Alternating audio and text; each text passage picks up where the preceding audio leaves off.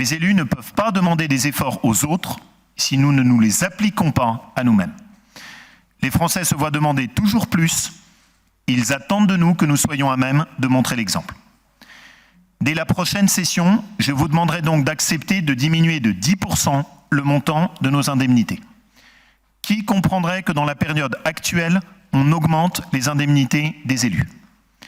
De la même manière, je souhaite diminuer le nombre de membres de la commission permanente en deçà même de ce qu'autorise la loi. Nous le voterons tout à l'heure.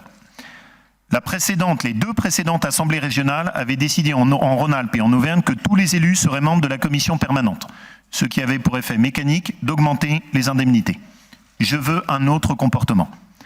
Enfin, nous devrons faire preuve d'un sens de l'économie sur le train de vie des élus qui est indispensable. J'ai appris avec surprise qu'il était prévu que chaque élu aurait un téléphone portable avec un abonnement. Je crains d'avoir une mauvaise nouvelle. J'ai demandé à l'administration d'arrêter cela.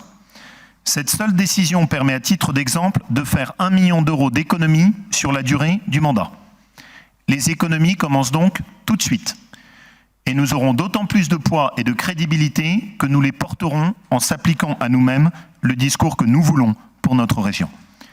Bien sûr, ce sont des gestes symboliques, mais les symboles comptent. Et ils sont la question de la crédibilité de la parole politique. Et nous devons comprendre que l'exemple doit venir d'en haut.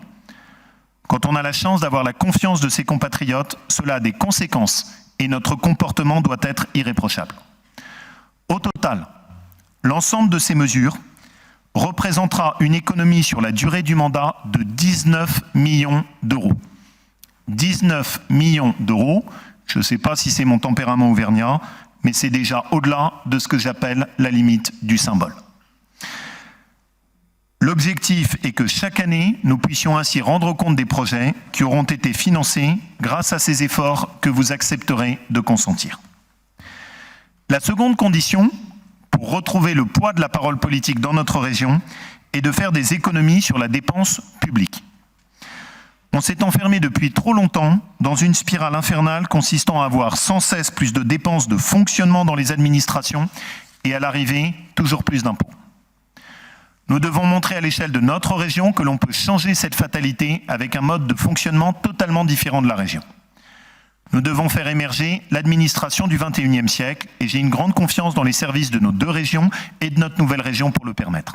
Il n'est que trop temps. Dans les 4 mois, nous présenterons un plan d'économie dont nous rendrons compte à intervalles réguliers.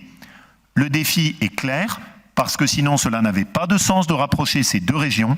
Auvergne-Rhône-Alpes doit coûter moins cher que Rhône-Alpes et Auvergne séparément.